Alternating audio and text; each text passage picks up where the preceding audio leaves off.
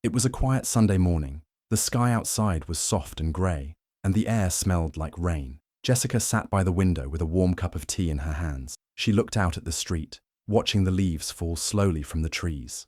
The house was peaceful. No more noise, no more lies, just silence. And for the first time, it didn't feel empty. It felt calm. She reached into the drawer beside her and pulled out the last thing she had kept from Marcus, a small photo.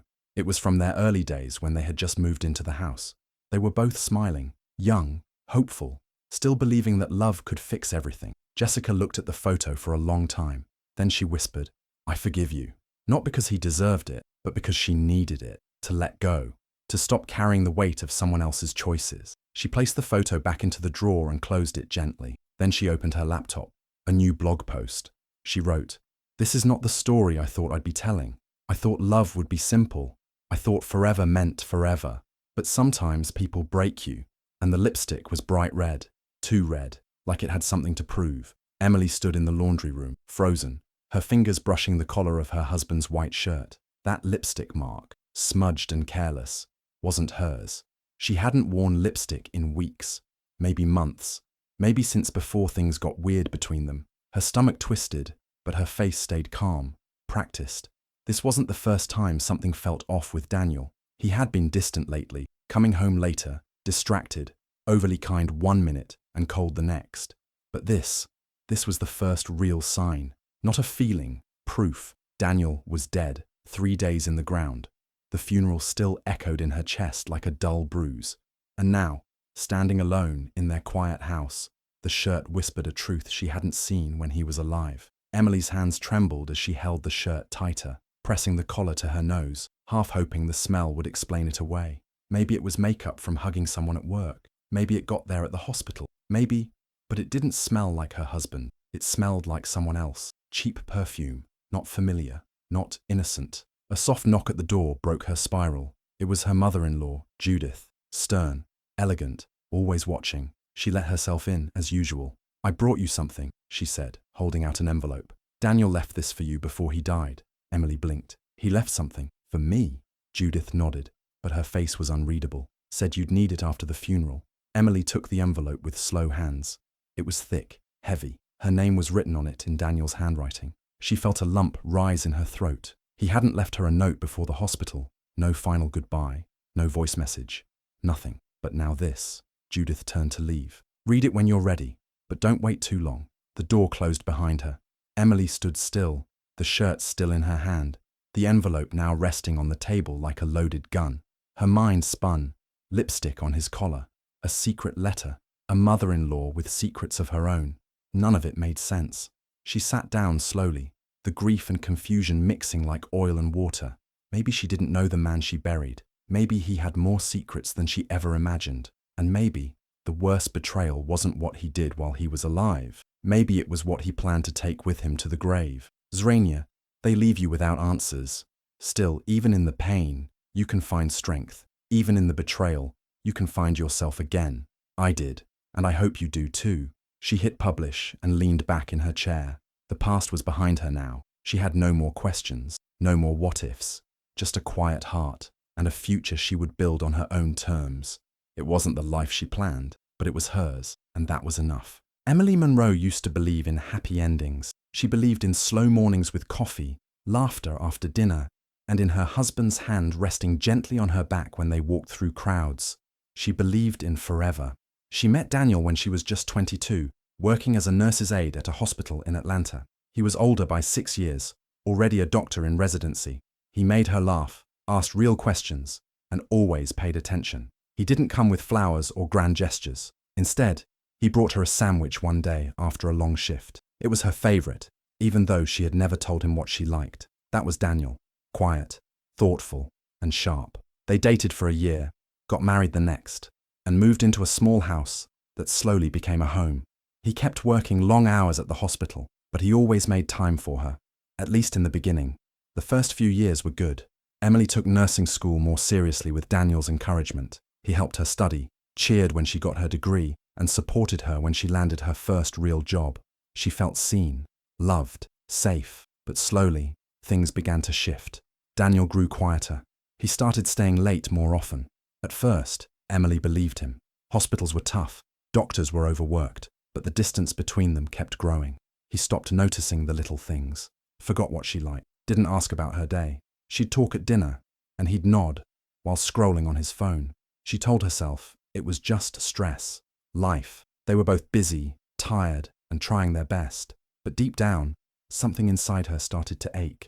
They tried to have a baby, but after 2 miscarriages, Emily started shutting down too. She blamed herself, though the doctors told her not to. Daniel never said much about it. He just got quieter. Then came the cancer. Daniel's diagnosis hit like a truck. One moment he had a cough, the next he was in surgery, and then chemo. It happened fast, too fast.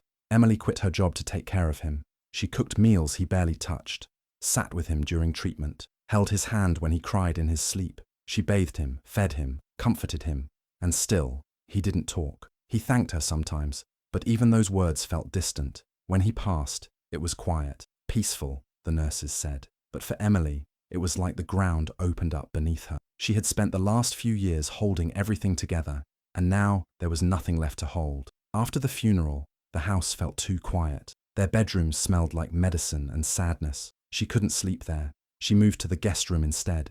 Judith, Daniel's mother, didn't cry at the funeral. She wore all black, stood straight, and nodded to everyone who came. She hugged Emily once, but said very little. Judith was always polite, but cold. They had never been close. Judith thought Emily wasn't good enough. She never said it out loud, but her looks spoke loud enough. She would comment on Emily's clothes, her job, her body, subtle things, always said with a smile. After Daniel's death, Judith started visiting more, not out of kindness, but to handle things, papers, the house, accounts. She said it was to help Emily adjust, but it felt like control. Daniel's best friend Marcus came by too. He was different, gentle, honest. He had known Daniel since med school and treated Emily like a sister. He sat with her after the funeral, talked with her about old memories, cried with her when she finally let go. "You don't have to pretend you're okay," he told her one night as they sat on the back porch. "You were there for him every single day. That counts for something." Emily nodded, but she wasn't sure what anything counted for anymore. She had questions that no one could answer. Why did Daniel grow so distant? Did he know how much she was hurting? Why didn't he leave her a letter, a note, something, anything to hold on to? Now, standing in the house they built together, she was surrounded by silence.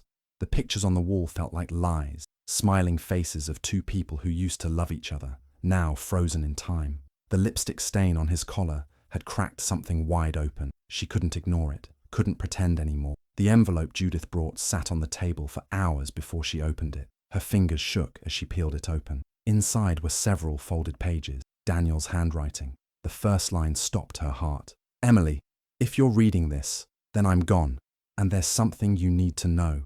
She sat down slowly, her knees weak, her breath uneven. Whatever was in those pages, she knew it would change everything, and she wasn't sure she was ready. But ready or not, the truth was coming, and Emily had already buried too many lies. Emily stared at the first page of the letter for what felt like an hour. She didn't move. Her heart was racing, her fingers gripping the paper too tightly. The words were clear, not rushed, not messy. Daniel had written it with care, but it was what he wrote that made her chest tighten. "I've lied to you, Emily. I've lied for a long time, and I'm sorry." Her eyes kept reading even though she wanted to stop. "There's something I never told you. Before we got married, there was someone else. Her name was Camille. I didn't think it mattered at the time. It ended before I met you. Or at least, I thought it ended." Emily's hands went cold. Camille. She'd never heard that name. Daniel had never mentioned an ex. Never once. "Camille showed up a few months ago, said she had something to tell me. I didn't believe her at first, but then she showed me the papers. She has a child, Emily. A son. His name is Noah, and she says he's mine." Emily couldn't breathe. A child. Daniel had a child. Her mouth went dry. The letter continued. "I told her I needed time. I told her I was dying. She didn't care. She said she wasn't after money, just answers. I didn't know what to do. I didn't want to hurt you, but I couldn't just ignore it either." Tears ran down Emily's face now. Silent, heavy tears. Her husband had a child with another woman and never told her. Not during the years they were trying to have a baby. Not during the miscarriages. Not even on his deathbed. "I started helping her quietly. I gave her money. I met Noah once. He looks like me. It scared me. I didn't know how to face you. I didn't know how to tell you. Emily felt like the floor was falling away beneath her. Her whole life had been based on a lie. Daniel had betrayed her, not just with another woman, but with a secret child, a life she knew nothing about. And worse, he let her believe they were in the same pain. He let her cry alone after every miscarriage while he kept this other child hidden. The next part of the letter was worse. Camille threatened to come to the hospital. I told her not to. I begged her. I told her you couldn't handle it, that it would destroy everything. She got angry, said she'd tell you herself. Emily stood up quickly. Her hands were shaking. She walked in circles around the living room, the letter still in her hand. Her mind was racing. This was the lipstick. It wasn't just cheating. It was Camille. She had come back into Daniel's life, maybe recently, maybe more than once. The memory hit her.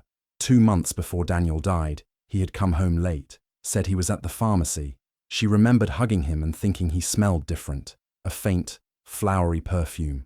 Not his usual scent. Had Camille come to see him? Had he lied to her face that night? She grabbed her phone. She didn't know what she was doing, but she started typing his name into her email, into his texts. Anything. She found nothing. Of course not. He had always been careful. She opened the envelope again and noticed a second note. It was from Judith. It said, I didn't know until after he passed, but I've met the boy. He is Daniel's. We did a DNA test. There's no doubt. Emily couldn't believe it. Judith had known, and she hadn't said a word. She came to the funeral. She sat beside Emily, and all the while, she knew her son had a child with another woman. Emily threw the letter onto the table. Her chest was burning. Anger, hurt, shock. It was too much. Everything was broken now. Every memory, every smile, every promise Daniel ever made. She picked up her phone again. This time, she called Marcus. Emily, you okay? His voice was soft. No, she said. Her voice was shaking. I found something. A letter. From Daniel. Marcus didn't speak for a moment. Then, what did it say? He has a son, Marcus, a child, with a woman named Camille. He lied to me. All these years. He kept it from me even while I was taking care of him. There was silence on the other end. You knew? She asked. No, he said quickly. No, Emily. I swear I didn't. I would have told you. Her breath hitched. Judith knew. She did a DNA test. She met the boy. Marcus sighed heavily. Then she's been hiding things too. I'm sorry, Emily. I'm so sorry. Emily wiped her tears. I need to find this woman. Camille. I need to know everything. Are you sure? Marcus asked. That could open up a lot of wounds. Emily's voice hardened. The wounds are already open. I need answers. I deserve the truth. That night, Emily didn't sleep. She looked through Daniel's files, his drawers, his documents. Eventually, she found it. A folder tucked deep in his desk. Inside, a bank statement with transfers to someone named Camille R. Jones, and an address. Her hands shook as she copied it down. In the morning, she would go find her. She would look Camille in the eye and ask the question Daniel never had the courage to answer. Why did you come back now? And what else have you been hid? Emma didn't sleep much that night. She kept thinking about Ava, about Rosa, about Daniel's letter, and the text messages. She checked her phone again and again, but there were no more messages. Just those 2 chilling lines. Someone knew. Someone was watching. The next morning, Malik came downstairs, dressed for school, grabbing his backpack like nothing had changed. Emma wanted to tell him everything, but how could she? How do you tell your son his father had another child, another life, and left it all behind like a secret? So she stayed quiet. But silence, she learned, could hurt just as much as words. Are you okay? Malik asked as he picked up a banana. Emma nodded, forcing a smile. Just tired. He looked at her for a second. His eyes were sharp. You look more than tired. She didn't respond. After he left, Emma sat at the kitchen table for a long time. Her tea went cold. She opened her laptop and searched through Daniel's emails, the ones she still had access to. Most were work-related, some from Mr. Cole, but one stood out. An email from a private number, dated 3 weeks before Daniel died. The subject line read, You owe me. She clicked it. Don't forget what you promised. I want what's mine, and if you don't fix it, I will. I have proof. There was no name, no other details. Emma's stomach sank. That afternoon, she visited Mr. Cole. He greeted her kindly. You look like you've had a rough few days. I need to ask you something, Emma said, sitting down. Did Daniel tell you about any blackmail or another family? Mr. Cole hesitated. Then he nodded slowly. He did mention someone was pressuring him, but he didn't tell me who, just that it was connected to his past marriage. Emma's face changed. Vanessa? Mr. Cole nodded again. I believe so. He said she found something he wanted to keep quiet. Emma felt anger boil inside her, and he thought hiding it would protect everyone. Mr. Cole leaned forward. He loved you, Emma, but he made mistakes, bad ones. He was scared. He thought he could fix it before it all came out. When Emma got home, she found Malik on the couch, his face serious. I need to ask you something, he said. She froze. What is it? I saw a post online. Someone tagged Dad in this old photo. He was with some kid and a woman. Someone commented it was his little girl. Malik stared at her. Is it true? Emma sat down slowly. Yes, she whispered.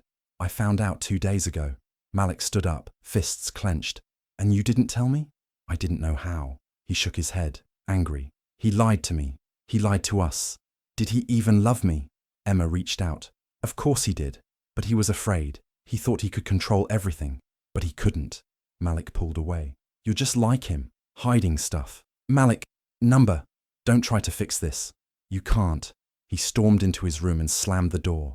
Emma sat on the floor. She didn't cry. She just stared at the wall. The next day, she drove back to the apartment. Rosa opened the door, surprised to see her. I told Malik, Emma said. Rosa stepped aside. Ava was sitting on the floor, coloring. She looked up and smiled. Emma sat down beside her. She's innocent, Emma said softly. Rosa nodded. She doesn't know anything. Emma paused. Did Daniel ever tell you who was threatening him? Rosa shook her head. Number, he always changed the subject. But he said someone wanted to ruin him. Said he was afraid for Ava. That night, Emma checked her phone again. Another message had come. You should have walked away. Now you're part of it too. She felt cold all over. The next morning, Jenna came by. Emma told her everything. Jenna didn't say a word for a long time. Then she said, we need to talk to Vanessa. Emma shook her head. She won't help. She doesn't have to help, Jenna said. We just need to catch her lying. They drove together to Vanessa's condo. She looked surprised to see them. Vanessa smiled. Come to cry again? Emma stepped forward. You blackmailed Daniel. Vanessa's smile faded. Excuse me? You knew about Ava. You used her to get money. Vanessa laughed. He owed me. After what he did, I deserved every cent. Emma's hands curled into fists. You threatened to expose him. And what if I did? Vanessa said. He made a mess. I just made sure someone cleaned it up. Jenna pulled out her phone. Thanks. That's all we needed. Vanessa's face changed. You recorded me? Jenna smiled. Oops. They walked out quickly. Emma didn't feel victorious. She felt sick. Vanessa had been cruel, but Daniel had given her the weapon, his lies, his secrets. Later that day, Malik came to her. He was quiet. I saw Ava's picture, he said. She looks like Dad. Emma nodded. I don't know what to feel, he whispered. You don't have to decide right now, she said. Just know I'm here. And so is she. He nodded. Then softly, can I meet her? Emma's eyes filled with the... It was a Saturday when everything came to the surface. Emma had spent the morning with Malik. They went to the grocery store together, not saying much, just moving side by side like two people trying to heal slowly. She felt the distance between them shrinking, little by little. Later that day, she had planned to take Malik to meet Ava. He said he was ready, but before they could leave, Malik's phone buzzed. He looked at the screen, and his face changed. Emma noticed. What is it? He showed her the message, a screenshot of a conversation. Vanessa talking to someone, bragging about how she used Ava's secret to make Daniel pay her. She was blackmailing him. She ruined everything, Malik said, his voice shaking. I want to go to her place. I want answers. Emma hesitated. She didn't want more pain, but she knew they couldn't run from it anymore. All right, she said softly. We'll go together. They drove across town to Vanessa's condo. Emma parked, took a deep breath, and looked at Malik. You sure? She asked. He nodded. I need to know. They knocked. Vanessa opened the door, clearly not expecting them. What now? She said, rolling her eyes. Malik stepped forward. You messed up my whole family. Vanessa smirked. Your dad messed it up, not me. He made mistakes, Malik said, voice rising. But you made it worse. You used Ava to scare him. You pushed him until he broke. Vanessa crossed her arms. He gave me what I asked for. I didn't force him. Emma stepped in. You threatened him. You used a child to get money. Vanessa's voice turned sharp. Don't act like you're some victim. You knew what kind of man he was. No, I didn't, Emma said. But I'm not hiding anymore. I'm done with the lies. Vanessa laughed. Good for you, but guess what? He's dead, and the money's gone. So what are you going to do? Malik's eyes were full of fire. You won't hurt anyone else. We recorded you. You admitted it. Vanessa froze. What? Jenna stepped out from the hallway behind them. She had been waiting by the elevator just in case. Everything's backed up, Jenna said. Already sent to Mr. Cole. You're done. Vanessa's face turned red with anger. You think anyone cares? Daniel's name is already dirty. Go ahead. I have nothing left to lose. Emma looked at her, calm and steady. You do. Your reputation, your peace, your future, and you'll answer for what you did. They left without another word. As the elevator closed, Malik looked at his mum. His eyes were wet. She made me hate him, he whispered. I thought he didn't care about us. Emma touched his arm. He was lost, but he loved you. He just didn't know how to fix the mess he made. They got into the car and sat there in silence for a few minutes. Then Emma said, Let's go see your sister. They drove to Rosa's place. When they got there, Ava was drawing at the table. She looked up and smiled shyly. Malik stood in the doorway, nervous. She's small, he said. Emma nodded. She's still learning the world. Rosa stepped aside, letting Malik come in. Ava looked at him. Are you my brother? Malik blinked fast, then nodded. Yeah, I guess I am. She smiled and held up a drawing. This is me and Daddy. Do you want to draw one too? Malik looked at Emma, then sat beside her. Yeah, sure. Emma watched them. Her heart felt heavy, but also light, like a door had opened. Painful, but honest. Later that evening, Mr. Cole called. Emma, he said, we've reviewed the audio. Vanessa's going to face legal action. There's enough to charge her with fraud and blackmail. Emma nodded. Thank you. There's more, he said. Daniel left another letter, a handwritten one, to Malik. He didn't want it shared until the truth came out. Emma went quiet. I'll bring it by tomorrow, Mr. Cole said. That night, Emma sat on her porch with a blanket around her shoulders. Malik came outside, sat beside her. Do you think he really loved me? He asked. Emma looked at the stars. Yes, she said. But love isn't enough if it's full of fear. He let fear control him. That was his failure.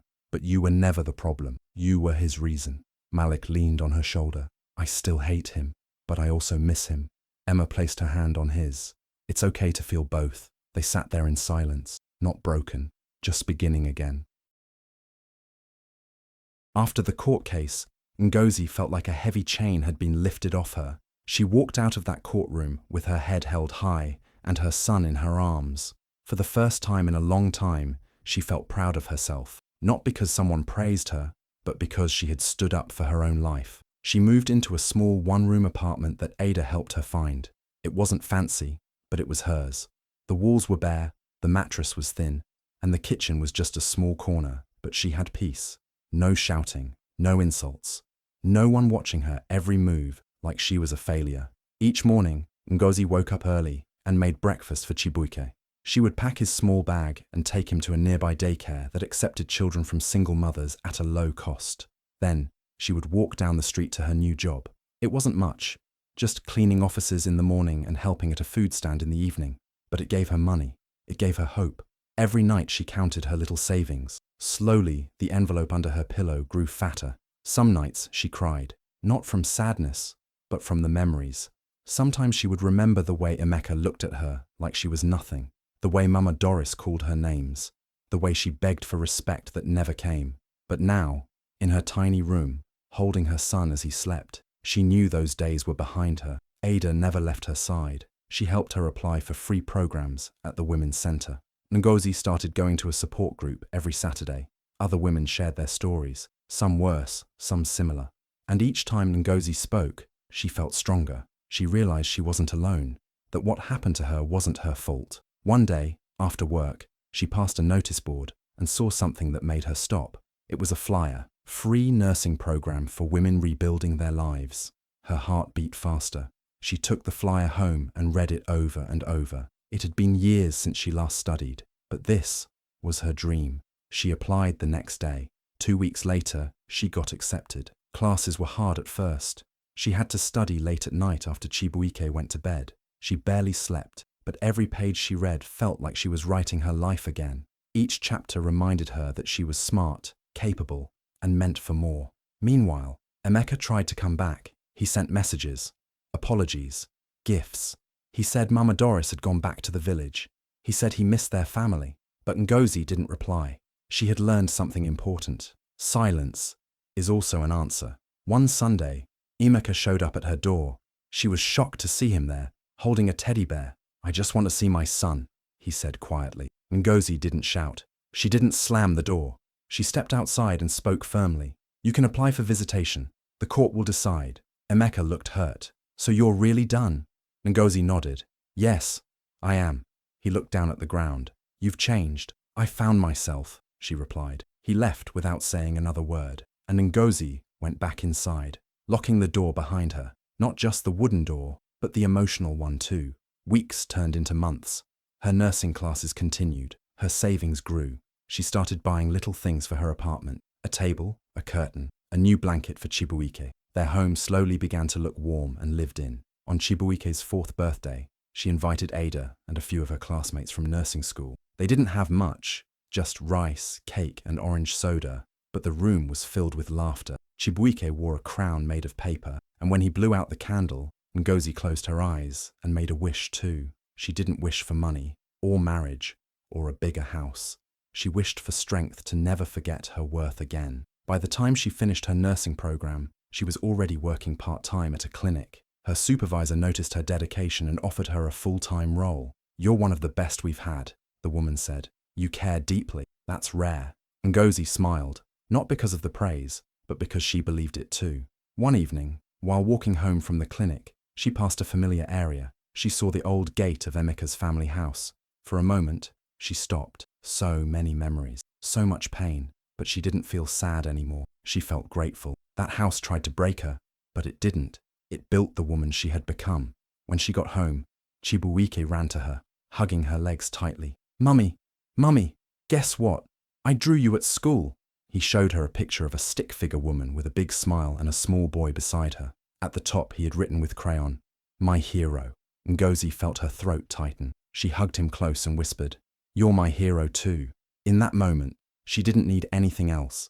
No big house, no husband, no title. She had peace, she had purpose, she had power, and most of all, she had herself. It was a quiet Sunday morning. The sun came through the windows, warm and soft. Emma sat at the kitchen table with a cup of tea, the house calm around her. Ava was in the living room, humming while she colored. Malik was upstairs, sleeping in for once. Emma reached for the letter Daniel had written to her. She had read it many times, but today it felt different. She read the last lines again, slowly. "I made a mess of things, but I never stopped loving you. You gave me more chances than I deserved. I'm sorry for the pain I left behind." Emma closed the letter and held it to her chest. She didn't cry. Not this time. Instead, she smiled, a small, sad smile, because she had survived it, all of it. She looked at Ava, still on the floor, her tiny fingers gripping a crayon. Then she heard Malik's voice from upstairs, calling out, "Mum, are we still going to the bookstore later?" "Yes," she called back. "In a bit." Ava ran over and held up her drawing. "Do you think Daddy would like it?" Emma looked at the picture, a house, a sun, and 4 stick figures holding hands. She smiled and gently touched Ava's hair. He would have loved it. She stood up, folded the letter, and placed it in a small box with other memories, not to forget, but to remember, without pain. Then she took Ava's hand, opened the door, and stepped out into the sunlight. The past would always be part of her, but now, so was hope.